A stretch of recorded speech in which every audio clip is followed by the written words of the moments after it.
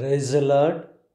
ప్రభువైన యేసుక్రీస్తు నామములో మీ అందరికీ ఉదయకాలపు శుభాలు తెలియజేయుచున్నాను. ఈరోజు దేవుడు మనకు అనుగ్రహిస్తున్న అతి శ్రేష్టమైన వాక్యము ఫిలిప్పీయులకు రాసిన పత్రిక 4వ అధ్యాయము 6వ వచనాన్ని చదువుకుందాము. దేనిని గూర్చియు చింతపడకుడి గాని ప్రతి విషయములోనూ ప్రార్థన విజ్ఞాపనముల చేత కృతజ్ఞతాపూర్వకముగా మీ విన్నపములు దేవునికి తెలియజేయుడి. దేనిని గూర్చి కూడా చింతపడవద్దని చెప్పి దేవుడు ఈరోజు వాక్యం ద్వారా హెచ్చరిస్తున్నారు.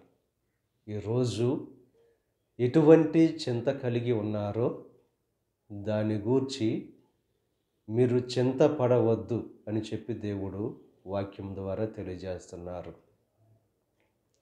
చింతపడకుండా మనం చేయవలసిన పని ప్రతి విషయములో ప్రార్థన విజ్ఞాపనముల చేత కృతజ్ఞత పూర్వకముగా మన విన్నపాలు దేవునికి తెలియజేయాలి. చింతపడడం ద్వారా మనకి జీవితంలో ఏది కూడా సాధించలేం. శ్రమ దినమున కృంగిన ఎడల చేతకాని వాడవు అగుదు అని చెప్పి దేవుని యొక్క వాక్యం బహు స్పష్టంగా తెలియజేస్తుంది.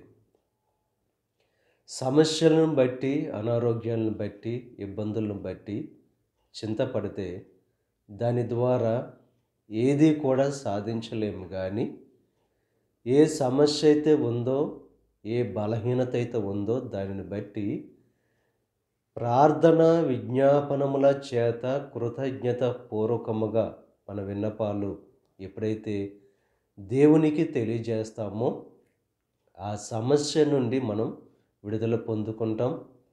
ఆ అనారోగ్యం నుంచి మనం విడుదల పొందుకుంటాం.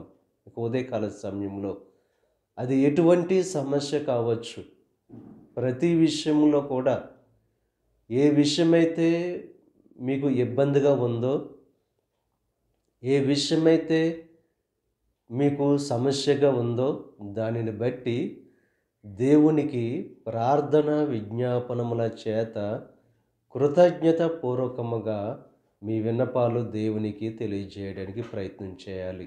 అప్పుడే దేవుడు మన యొక్క జీవితంలో అద్భుతాలు ఆశ్చర్యమైన కార్యాలు జరిగిస్తారు. కనుక ఆ రీతిగా ప్రార్థన విజ్ఞాపనముల చేత కృతజ్ఞత పూర్వకముగా మీ విన్నపాలు దేవునికి తెలియజేస్తూ దేవుని ద్వారా గొప్ప మేలులు ఆశీర్వాదాలు పొందుకోవలసిందిగా ప్రభు పేరట మిమ్మల్ని కోరుచున్నాను. దేవుడు మిమ్మల్ని దీవించి ఆశీర్వదించి మీ చింతల నుండి దేవుడు విడుదల కలుగు చేయను గాక. ఆమేన్. ప్రార్థన చేసుకుందాం. పరిశుద్ధుడా, మహోన్నతుడా, సర్వశక్తిమంతుడైన యేసయ్య, ఈ ఉదయకాల సమయంలో నువ్వు అనుగ్రహించిన అతి శ్రేష్టమైన వాక్యాన్ని బట్టి నీకు స్తుతులు చెల్లిస్తున్నాం దేవా. దేనిని గూర్చి కూడా చింతపడవద్దని చెప్పి నీకు వాక్యం ద్వారా బహుస్పష్టంగా తెలియజేసావు.